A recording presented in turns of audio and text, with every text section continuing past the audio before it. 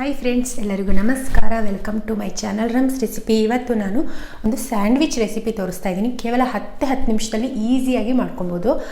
ಇದನ್ನು ಬ್ರೇಕ್ಫಾಸ್ಟ್ ಆಗಿಯೂ ನೀವು ಉಪಯೋಗಿಸ್ಬೋದು ಅಥವಾ ಸಂಜೆ ಸ್ನ್ಯಾಕ್ಸ್ ಕೂಡ ಆಗಿಯೂ ಕೂಡ ಉಪಯೋಗಿಸ್ಕೊಬೋದು. ತುಂಬ ಈಸಿಯಾಗಿರುತ್ತೆ, ಹಾಗೆ ಹೆಲ್ದಿ ಕೂಡ. ಬನ್ನಿ ನೋಡೋಣ ಹೇಗೆ ಮಾಡೋದು ಅಂತ ತೋರಿಸ್ತೀನಿ.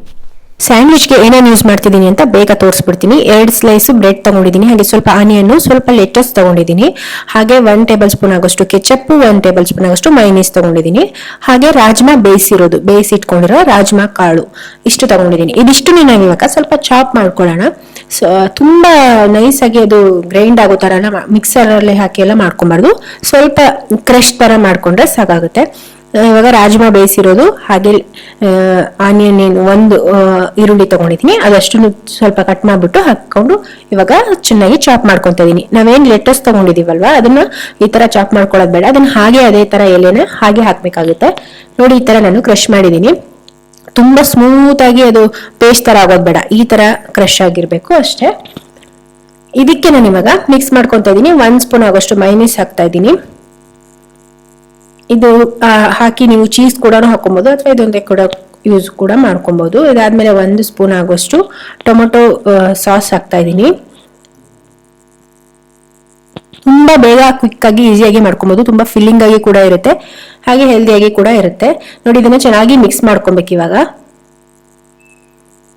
ಇದೆಲ್ಲ ಹೊಂದ್ಕೊಳ್ಳೋ ತರ ಚೆನ್ನಾಗಿ ಮಿಕ್ಸ್ ಮಾಡ್ಕೊಂಡ್ರೆ ನಾವು ಏನು ಸ್ಯಾಂಡ್ವಿಚ್ಗೆ ಸ್ಟಫಿಂಗ್ ಏನ್ ಬೇಕೋ ಅದು ರೆಡಿ ಆಗುತ್ತೆ.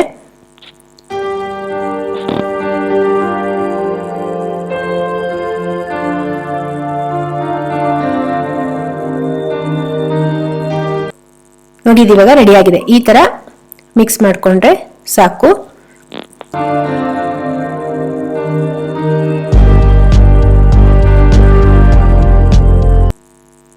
ಇವಾಗ ನಾವು ಸ್ವಲ್ಪ ಅದನ್ನ ಏನು ಬ್ರೆಡ್ ಇದೆಯಲ್ವಾ, ಅದನ್ನ ಸ್ವಲ್ಪ ಟೋಸ್ಟ್ ಮಾಡ್ಕೊಳ್ಳೋಣ. ಸ್ವಲ್ಪ ಬೆಣ್ಣೆ ಹಾಕಿದ್ದೀನಿ, ಅದರ ಮೇಲ್ಗಡೆ ಬ್ರೆಡ್ ಸ್ಲೈಸ್ ಇಟ್ಬಿಟ್ಟು 2 ಕಡೆ ನಾನು ಚೆನ್ನಾಗಿ ರೋಸ್ಟ್ ಮಾಡ್ಕೊತೀನಿ.